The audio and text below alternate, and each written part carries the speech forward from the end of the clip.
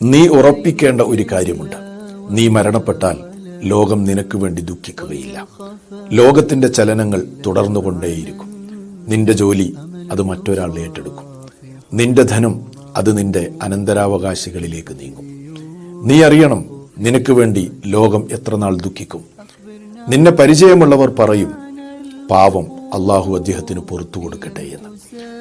നിന്റെ കൂട്ടുകാർ നിനക്ക് വേണ്ടി എത്ര നാൾ ദുഃഖിക്കും? ഏതാനും മണിക്കൂറുകൾ, അതല്ലെങ്കിൽ ഏതാനും ആഴ്ചകൾ മാത്രം. അത് കഴിഞ്ഞാൽ അവർ അവരുടെ പഴയ ആഹ്ലാദങ്ങളിലേക്ക് മടങ്ങും. പിന്നെ നിന്റെ വീട്ടിലെ അഗാധമായ ദുഃഖമാണ്.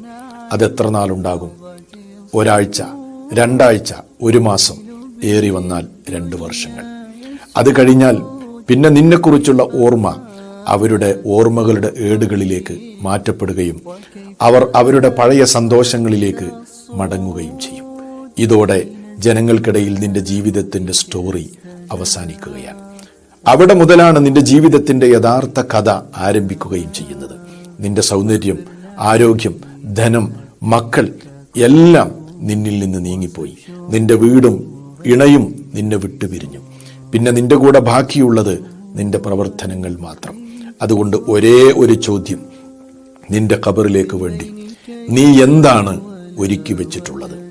ചിന്ത ആവശ്യമുള്ള ഒരു ചോദ്യമാണത്.